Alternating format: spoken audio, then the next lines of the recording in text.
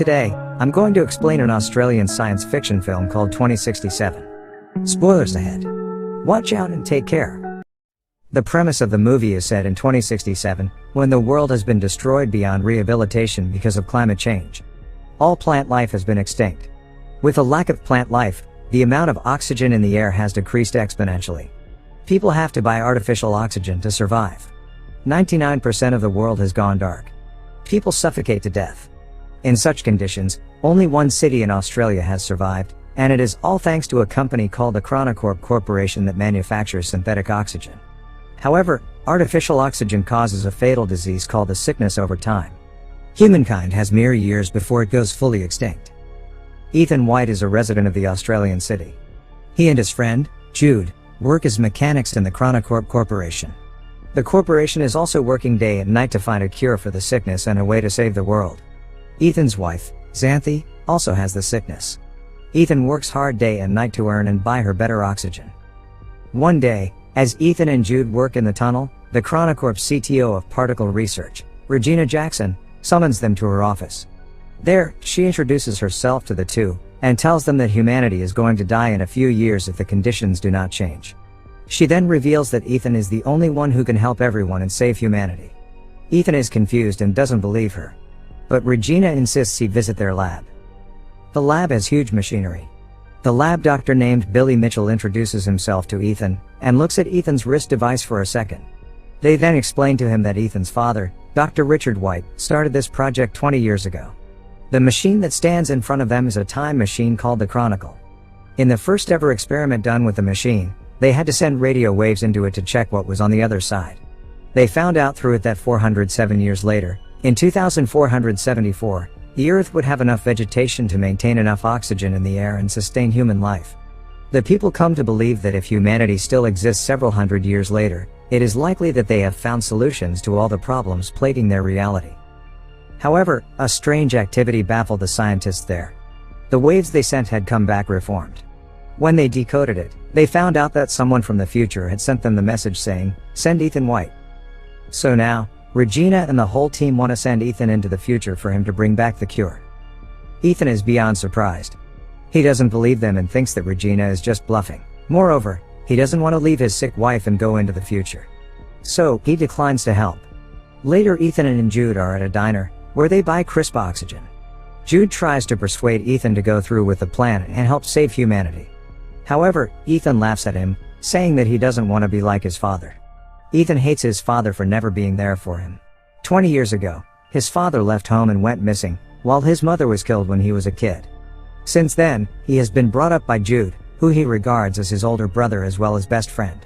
He blames his father for leaving his mother to complete the project, and doesn't want to follow in his path and leave his sick wife. However, Jude manages to persuade him, saying that the only way he can save his wife is by finding a cure. Ethan reminisces of his 8th birthday when his father has bought him a strange box as a gift. As he puts his hands inside the box, a device latches onto his wrist, making him bleed. Richard had placed a permanent hand device on his son. It has been many years, but Ethan doesn't know its use yet. Later at home, Ethan tells Xanthi everything that happened during the day, and she too insists him to go. The following morning, Ethan scribes, "I will find my way back to you on a metal flower," and leaves it beside Xanthi. He then goes to Regina's office again and tells her that if he can find only one cure, they will have to give it first to Xanthi. Regina accepts, and takes him to the lab again. Dr. Mitchell shows him the suit that he has to wear before getting into the machine. As they begin to explain the mission to him, Ethan realizes that they do not have a plan. They have no clue what he will see, or who he will meet at the other end. However, after they put him in the suit, they give him an AI device called the Archie. Archie will show the lab Ethan's vitals at all times. It will also help to navigate his location. Then, they finally throw him into the machine. Inside, Ethan moves at high speed through time. He falls from the sky and lands in an unknown jungle. The friction from the air causes his suit to catch fire, so he quickly gets out of it. Then, he looks around, and is astounded by the beauty of nature. He finds that the world has completely changed. The trees and the natural oxygen are back. He walks in the direction Archie directs him, and sees a bunker door of some sort. But what catches his eyes is a skeleton that lies right in front of the door. Its skull has a bullet hole in it. Furthermore, he looks at the name tag on it and is horrified to see his own name. The skeleton is Ethan's. Ethan also finds the skeleton's Archie, and plays the last recording on it. He hears a man say that this is the only way, and shoots Ethan. Just then, the device's power goes off. He is horrified, believing that this is the fate that awaits him. Then, he notices the skeleton's wrist device. It is identical to Ethan's, except the light glows green in the skeleton's device, but Ethan's has been red his whole life. That night, he lights a fire and eats wild berries. It turns out that the berries were poisonous. Ethan vomits and starts to go unconscious. Ethan wakes up after a while, and is surprised to see Jude in front of him. As it turns out, the lab saw Ethan's vitals dropping and assumed he was having a reaction to poison. So, they quickly sent Jude to the future, with the cure to save him. Sometime later, Ethan and Jude find that his skeleton remains there, which means his fate hasn't changed. They then use Archie to find another door. Some device scans Ethan's eye and grants them access. When they go in, a monitor welcomes him. It asks him for a DNA sample. When he accepts it, his wrist device begins to work, making him bleed. After the blood test, it goes green. The lights to the room turn on and they realize that they are in Chronocorp's lab, 407 years later. The time machine is in front of them too. Jude gets excited because now they have the means to go back to the past, but Ethan doesn't think so, saying they haven't changed anything, and he will end up dead, just like the dead Ethan. Ethan checks the system log and finds a holographic recording made by his father, who explains that the time machine was originally designed to collect the oxygen data in the future planet, and then transmit it back to the past. However, when his father first started the time machine, he received a message asking him to send his son to the future. Despite his misgivings, he chose to do so and made a DNA verification here for Ethan. Soon, Ethan and Jude realize that the time machine won't be able to take them back because its battery has almost depleted after 407 years.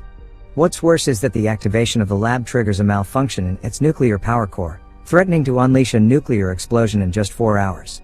This means they have to find a way to fix the time machine and travel back before the explosion.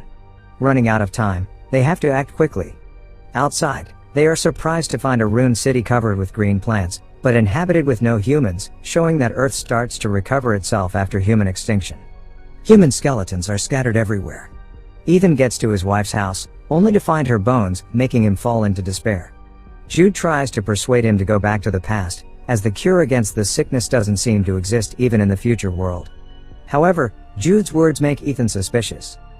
He then turns on the rusty Archie to play the recording once again, from which he recognizes Jude's voice, and it seems Jude is exactly the one who shot him. Jude raises his gun at Ethan, strongly denying that he would shoot Ethan. Ethan finally decides to complete the mission first, so with joint efforts, they manage to repair the power core and then return to the lab. Now the Chronicle system works and they should be able to return to the past. They just need to wait 37 minutes till portal launch. Once the countdown reaches 0, the portal will tether to 2067 for approximately 30 seconds. However, Ethan still finds his body remains behind a door at the same location, which implies that they haven't made any changes to the future. In order to figure out the truth, Ethan pulls out the battery of his current Archie and puts it onto the rusty one. In that way, he gets access to another video, in which Ethan is assured that his future self will be killed by Jude. Jude then confesses that there is no hope of changing the future and he is trying to protect Ethan. Finding it hard to believe, Ethan locks his brother up in a room, then plays back his father's holographic log from the day he died. He soon discovers a conversation between the Chronocorp's CTO, Regina Jackson, and his father. It's shown that Ethan's father wanted to use the time machine to save all mankind by finding the cure, but the CTO only intended to use the machine to flee from the dying time with some chosen few. However, whichever plan they choose, someone must travel into the future and turn on the time machine. To safely send living matter through time, it requires an operational link from both sides. In order to stop the CTO with her plan, his father locks the time machine and sets Ethan's DNA as the verification key. In anger at what Ethan's father just did, the CTO killed him immediately. She then orders Jude to kill Ethan's mother and be a guardian to him, so one day they can use Ethan's wristband to get access to the future. Ethan is beyond surprised. The man he thought of as his brother turned out to be the one who killed his mother and is about to kill him too. He also realizes that he has misunderstood his father, who didn't deliberately abandon the family. Knowing that Regina wants to bring a chosen few into the future, Ethan tries to shut the time machine down, but Jude rushes to stop Ethan and reveals that he's tasked here by the CTO to ensure that Ethan is sent in time to repair the power failure. Once Ethan activates the time machine, he should kill Ethan. However, Jude has formed close emotional relations with Ethan over the years. Seeing his brother-like friend in that state because of him, he is guilt-ridden. So, instead of shooting Ethan, he shoots himself dead. In rage and regret, Ethan is determined to fulfill his father's dying wish, which is to find the cure and save the dying humans. He looks into the monitor, and finds the very first message written by his father. He deduces that the message sent Ethan White was sent by himself. Hence, he codes in the message again and sends it into the past, along with many other things. Meanwhile, in the laboratory of the year 2067, the CTO with a group of privileged chosen people are waiting anxiously for the time machine to be activated. To their shock, however, the time machine sends back hundreds of extinct plants along with a copy of the recorded murder of Ethan's father. Soon after, the time machine is destroyed by Ethan, resulting in the collapse of the CTO's plan. In the end, the CTO is arrested due to the murder. The plants sent back to 2067 are cultivated to revitalize the planet. Ethan's wife also receives a flower sent from him and understands his choice. While Ethan has to stay in the future world alone, he buries Jude and forgives him. A butterfly catches his attention, and leads him again to the same entrance, where Ethan is happy to notice that the corpse of his future self is gone. He rushes to take a look at the world outside, and feels relieved to see a futuristic eco-friendly city, in contrast to the deserted one from earlier. His decision had changed the future of mankind. Subscribe for more videos like this, turn on notifications, and leave a like to help the channel out. Thank you for watching.